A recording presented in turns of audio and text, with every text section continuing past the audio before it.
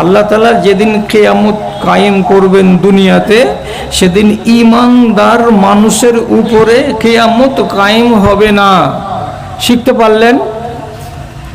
ঈমানদার মানুষের উপরে কিয়ামত কায়েম হবে না। কিয়ামত কায়েম হবে কার উপরে? তো কাফেরের উপরে, বেদিনের উপরে, যাদের দিন থাকবে না তাদের উপরে কিয়ামত কায়েম হবে।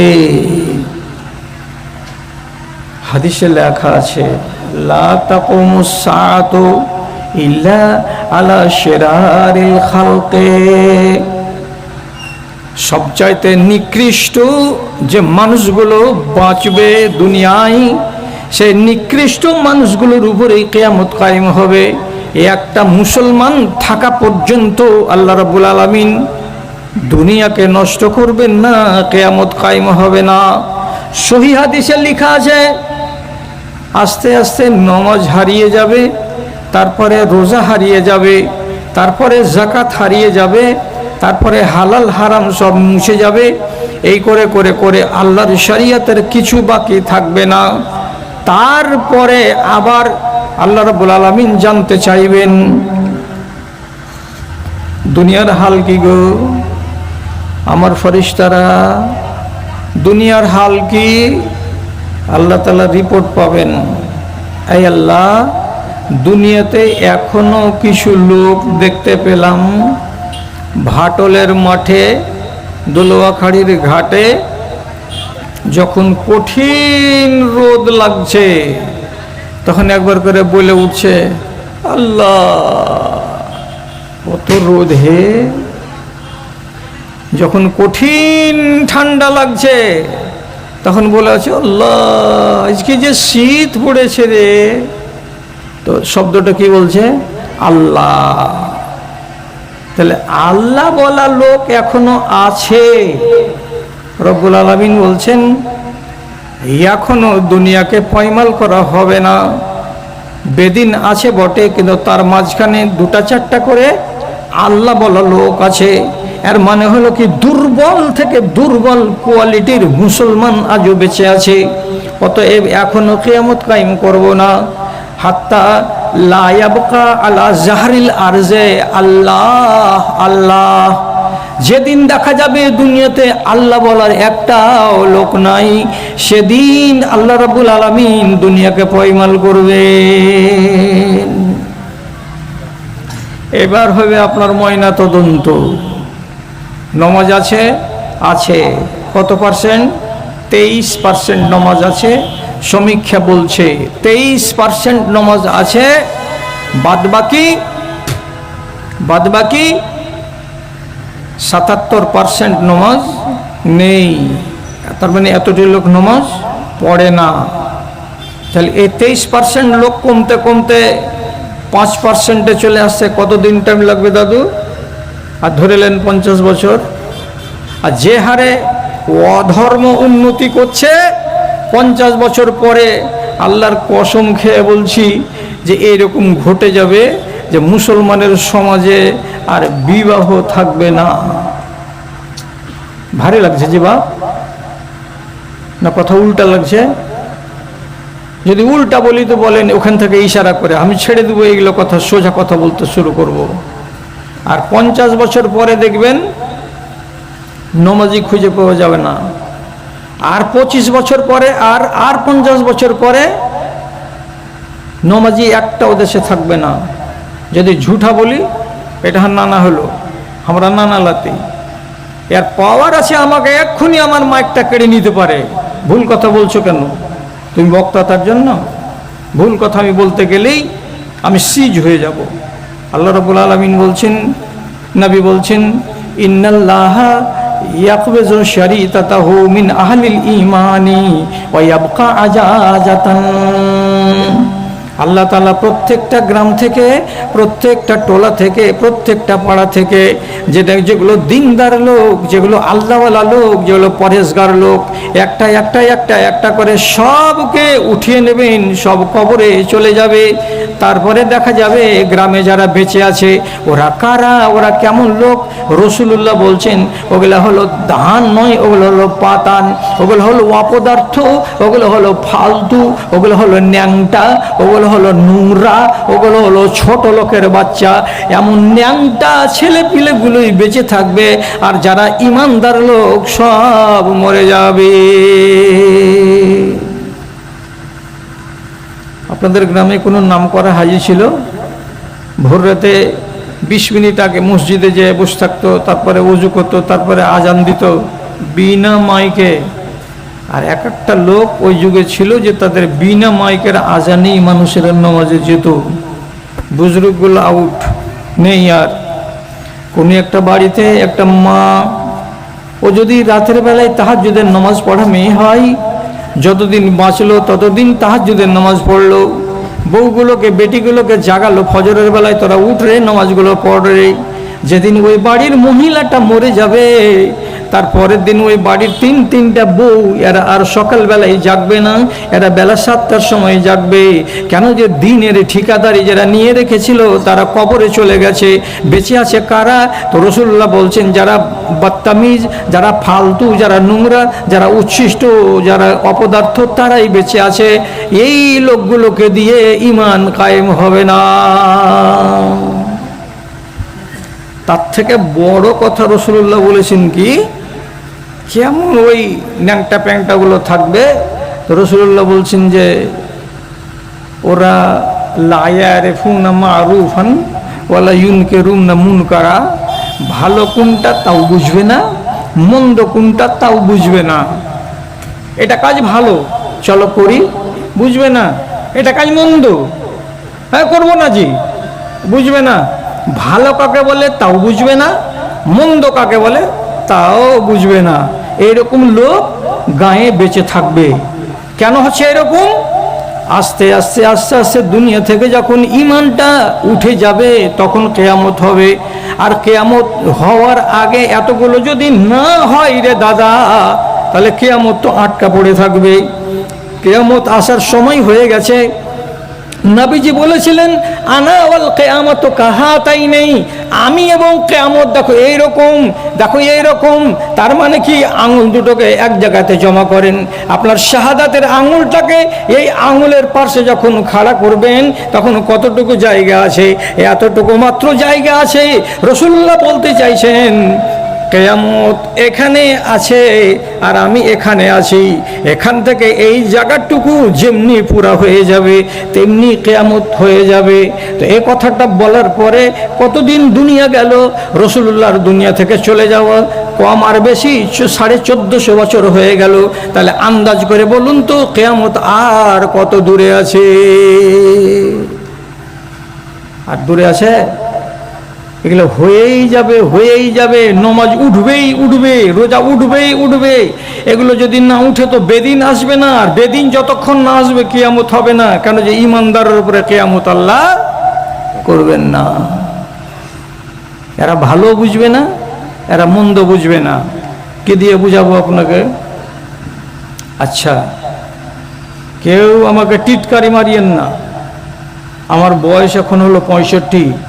আমি টিটকারি শোনা লোক নই কাউরি। যা বলবেন সামনাসামনি বলবেন, আর যদি হক কথা না হয় আমি ফিরিয়ে নিব সেটা। একটা মেয়ে ছেলের বিয়ে হয়ে গেছে, ওর বাড়ি হলো ভোপলা, নিয়ে এসেছে কোথায়? তো দোলুয়াখাড়িতে। এই মেয়ে ছেলেটির ইজ্জত তার স্বামীর জন্য কেবলমাত্র হালাল, পৃথিবীর কোনো মানুষের জন্য তার ইজ্জত হালাল নয়। ঠিক আছে? ওই মেয়ে ছেলেটিও জানে যে আমার ইজ্জত আমার স্বামীর জন্য একমাত্র হালাল, পৃথিবীর কোনো লাট সাহেবের বেটার জন্য আমার ইজ্জত হালাল নয়। এবার দোলুয়াখাড়ির একটা ছেলে, বিবাহ করা হয়েছে 3 মাস, বাড়িতে বিবিকে রেখে গেছে, আর একটা এত বড় 35,000 টাকার অ্যান্ড্রয়েড মোবাইল দিয়ে গেছে। দিয়ে বলছে, রোজিনা বড় মোবাইলটা দিনু, সারাদিন কাজ করার পরে সন্ধ্যাতে যখন ডেরাতে যাব তখন ফেসবুকটাকে চালু করে হোয়াটসঅ্যাপটাকে চালু করে তোর মুখখানা দেখবো, তুই হার মুখখানা দেখবি, কথা বলবো তো মনে হবে যে বাড়িওয়ালির কাছে আছি, দুঃখ ভুলে যাব, সুখ সুখ সুখ সুখ করেই থাকবো, এই জন্য তোকে বড় মোবাইলটা দিয়ে গেলাম। যারা আগকার বুড়া এরা মোবাইল কি জিনিস বুঝেই না, আর অ্যান্ড্রয়েড তো অনেক দূরের কথা। বহুকে দিয়ে গেল অ্যান্ড্রয়েড মোবাইল দিল্লি খাটতে, বহু এবার মোবাইল টিপে টিপে এগুলো সিস্টেমকে বলা হয় চ্যাটিং করা। চ্যাটিং মানে কি, এখানে ঘরে বসে বসি ওই ভাটলের কোন বেটা ছেলের সাথে ওর লাইন লেগে যাবে, এর বাড়ি নেপাল, ভূপালের একটা বেটা ছেলের সাথে আর লাইন লেগে যাবে। এটার নাম কি?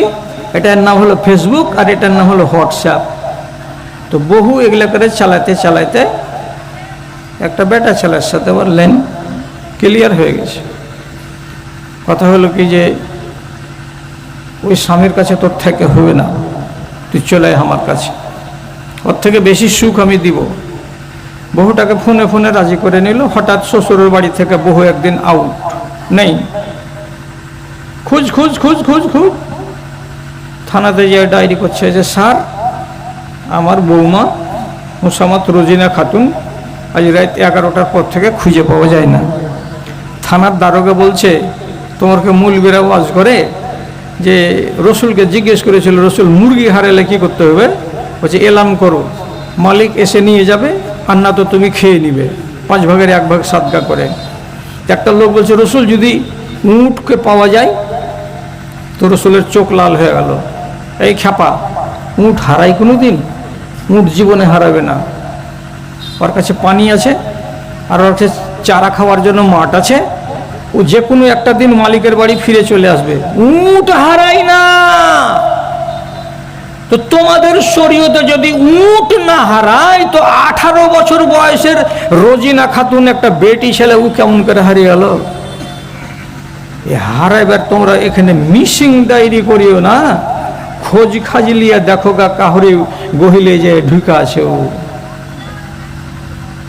ঠিকই 6 দিন পরে খবর পাওয়া যাচ্ছে কি যে ভোপলাল লোকের সাথে চলে গেছে, যে কাজীর কাছে গেছে, যে বিয়ে করে নিয়েছে, বিয়ে করে নিয়েছে। বাবজিরে আপনারা যদি বেশি না জানেন তো একটু কম করে বলেন, যে এই বাড়ির বউটা বেরিয়ে চলে গেল আরেক গ্রামের ছেলের সঙ্গে, আর ওকে বিয়ে করে নিল, তো এই বিয়েটা হবে?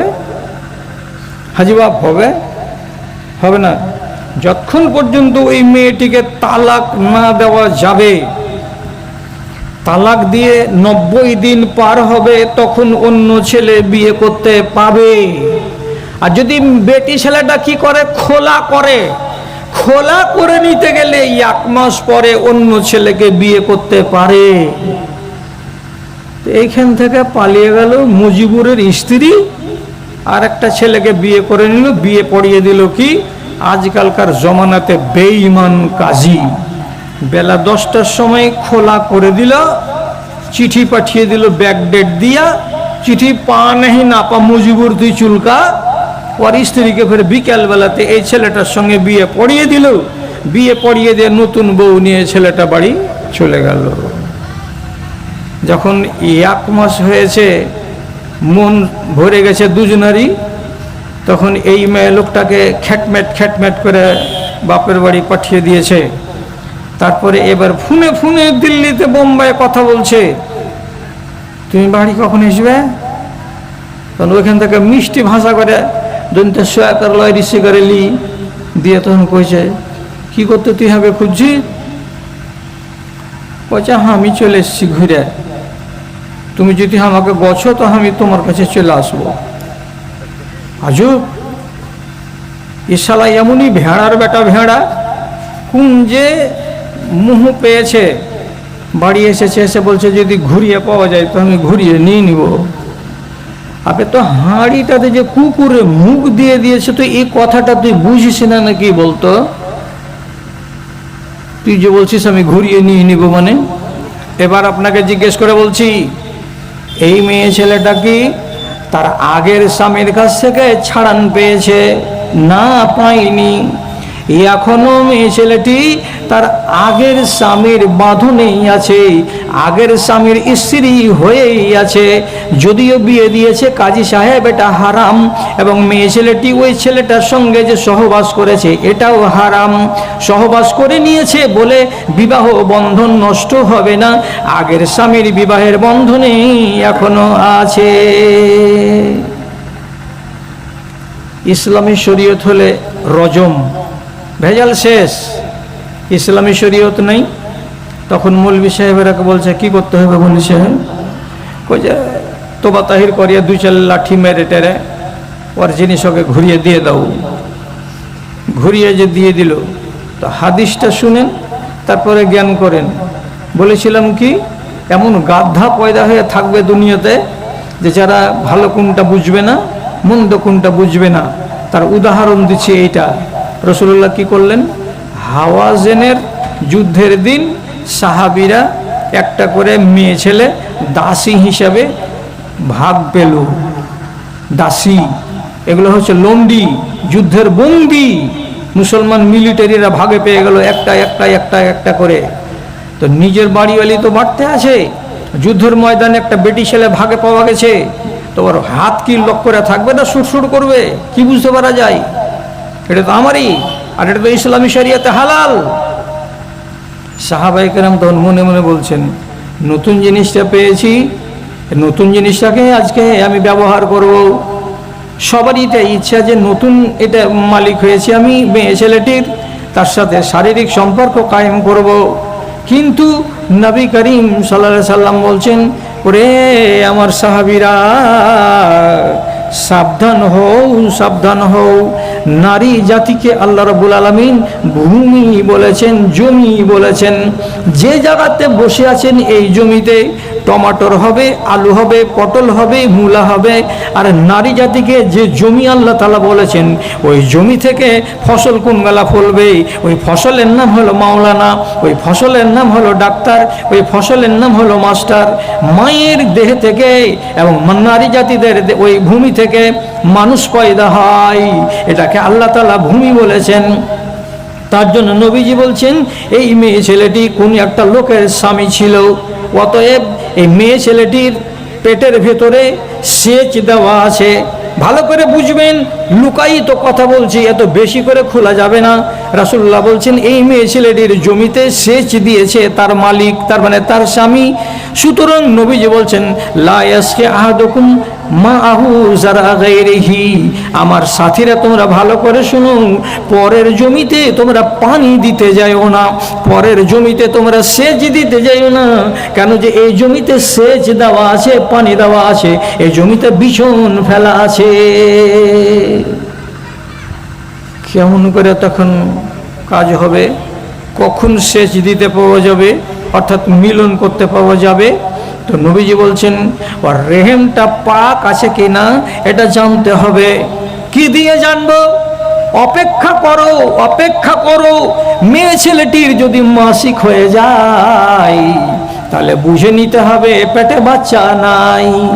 যেমনি মাসিক থেকে পাক হবে, তার রেহেমটা খালি আছে, ওখানে ফসল আর নাই, তখন তুমি তার সাথে মেলামেশা করো। যতক্ষণ পর্যন্ত তার একটা মাসিক না হবে ততক্ষণ পর্যন্ত তার সাথে মিলামিশা করিও না। এটা পরের জমি এখনো হয়ে আছে। তাহলে তুমি তার শরীরটাকে নিয়ে খেলাধুলা করতে পারো, কিন্তু তার সঙ্গে মিলামিশা করতে পারা যাবে না। যদি কোনো মেয়ে ছেলের বিবাহ হয়নি, বিবাহ হয়নি এমন কোনো মেয়ে ছেলে তুমি যদি ভাগে পেয়ে থাকো, তো তাহলে তোমার জন্য ওই কানুন নাই। তুমি আজকে তো আজকে, কালকে তো কালকে তার সঙ্গে মিলন ঘটাতে পারো। কেন যে তার জমিতে সেচ দেওয়া নাই, তার জমিতে বিছন ফেলা নাই। একটা যতক্ষণ ঋতু না হবে ওর সাথে মিলামিশা করা যাবে না। এবার এই গাঁয়ের বউটাকে যে ভোপলার বেটা ছেলেটা নিয়ে চলে গেল, এই জমিটা কি বল? এই জমিতে কি সেচ দেওয়া নাই? আপনি তো আমার বাপ, এগুলো তো অনেকটা আমার ভাই আছে, এগুলো অনেক আমার ছেলের বয়সের আছে, কথাটা কি বুঝছো না? এই মেয়েটির জমিতে সেচ দেওয়া আছে, হতে পারে তার পেটের ভেতরে বাচ্চা আছে, পরের জমিতে তুমি সেচ দিতে গেলে তোমার মতন হারামি কুলাঙ্গার আল্লাহর দুনিয়াতে আর কেউ নাই। তুমি কি জানো না যে রাসূলুল্লাহ নিষেধ করেছেন পরের জমিতে সেচ দেওয়া চলবে না? তাহলে এটা মন্দ। আজকালকার ছেলেপেলে বুঝতে পারছে যে হ্যাঁ এটা মন্দ, পাইলেই হলো, বাস দেখার বিষয় নয়। কত পালাইছে, কত পালাইছে গো। আচ্ছা, নতুন স্বামীর কাছে গেল, 20-25 দিন থাকলো, থেকে নিজের স্বামীর বাড়ি চলে এলো, এসে 10 বসে মেরে পিঠে গালটাল দিয়ে আগকার স্বামীকে জিনিসটা বুঝিয়ে দিয়ে দিল। এখন কত বড় ঝামেলা। কি ঝামেলা? এরে বেকুব স্বামী, তুই যে এই মেয়ে ছেলেটির সঙ্গে আগের মতো সহবাস করতে যাবি, তো এই পেটের ভেতরে এই যে 1 মাস গত হয়েছে, অন্য ছেলের সঙ্গে যে তোমার বাড়িওয়ালিটা মিলামিশা করেছে, তার কারণে যদি পেটে বাচ্চা হয়ে যেয়ে থাকে, তো তাহলে এই 9 মাস পরে 8 মাস পরে যে বাচ্চাটা পয়দা হবে তোমার গোয়াল ঘরে, বাচ্চাটা কার হবে? এটা তোমার বাচ্চা হবে না ওই গাঁওয়ালার বাচ্চা হবে? জটিলতা নেই?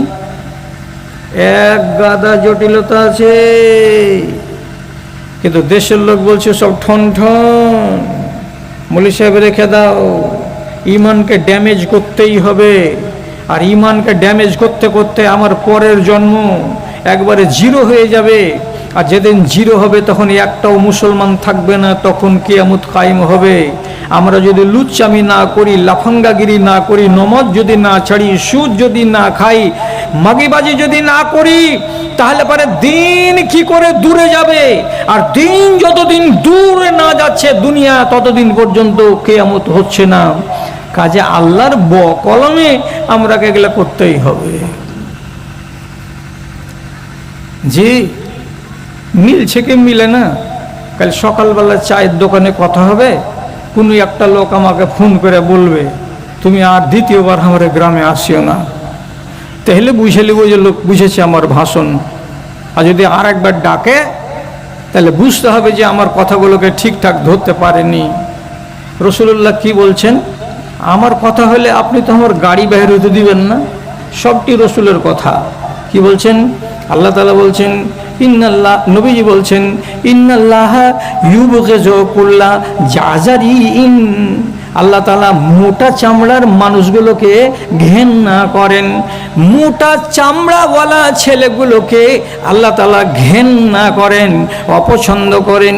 মোটা চামড়া মানে কি ঘুঁটির চামড়া মোটা এটা মনে নয়, গায়ের চামড়া মোটা এটা কথা নয়, গালের চামড়া মোটা এটা কথা নয়। যার চলন মোটা, যার ব্যবহার মোটা, যার বুদ্ধি মোটা, যার আক্কেল মোটা, এই মোটাকে রব্বুল আলামিন নাই বলছেন যাদের চামড়া মোটা হয়ে গেছে, মানে বুদ্ধি মোটা হয়ে গেছে, এদেরকে আল্লাহ তাআলা ঘৃণা করেন। কারা ওগুলো? কারা? যাদের চামড়া মোটা চিনবেন? চিনেন তো, এবারকার চিনেন। রাসূলুল্লাহ বলছেন, জিফাতুন বিল্লাইলে ওয়া হিমারুন বিন্নাহার। একটা মানুষের বাচ্চা, একটা মানুষের বেটা রাতের বেলায় ঘুমাবে।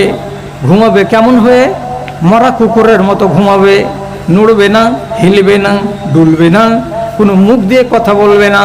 কুকুর যখন মরে যায় পাগারের পাশে ফেলে দিবেন, যেভাবে হাতটাকে উপর দিকে করে রেখেছিল যখন ফেলেছিলেন, তখন 3 দিন পরে যদি দেখতে যান তো ওর পা ওই রকম হয়েই আছে, নড়ে না, হিলে না, ডোলে না, কথা বলে না। তো ঠিক মরা কুকুর যেমন মাঠে পড়ে থাকে, ঠিক সেই রকমই মরা কুকুরের মতো আপনার বাড়িতে 2 নম্বর কামরাতে পড়ে থাকবে, শুয়ে থাকবে। কেমন কথা? মরা কুকুরের মতো শুয়ে থাকবে মানে? ফজরের আজান পড়লো তো, ফজর আজানে কি বললো? আসসালাতু খায়রুম মিনান নাওম। ডাকছে তো, চলো মসজিদে। এই যে শুইতে আছে আপনার বেটা, নামিয়েন যে মামুল হক, কত মিঠা নাম। কার নাম? সাদ্দাম হোসেন, কত মিঠা নাম। একজনের রামপুরাতে ওর বেটার নাম রেখেছে আবেদ। ওরে সুবহানাল্লাহ! আবেদ মানে কি? এবাদত গুজার। শালা 32 বছরের জীবনে একদিনও নামাজ পড়েনি, ওর নাম হলো আবেদ। ওষুধ নেই, পত্তর নেই, রহমান ডাক্তার, আর আইন জানে না, আইন জানে না, সৈয়ব মাস্টার। আবেদ নাম নুরুল ইসলাম, মানে ইসলামের নূর। চাইছে রেখেছে ইসলামের নূরকে, হাঁড়ি খাওয়া করে খেয়ে রেখেছে, নামের সাথে কোনো মতলব নেই। হ্যাঁ, শুয়ে আছে ফজরের টাইমে, মুয়াজ্জিন কি বলছে? আসসালাতু খায়রুম মিনান নাওম। ফজরের টাইমে যদি মুয়াজ্জিনের আজানকে শোনার পরে আপনার বেটা, আমার বেটা যদি নড়াচড়া না করে, বিছানটাকে না ছাড়ে, তাহলে এটাকেই বলা হয় জিফাতুন বিল্লাইলি, মানে রাতের বেলায় মরা কুত্তা।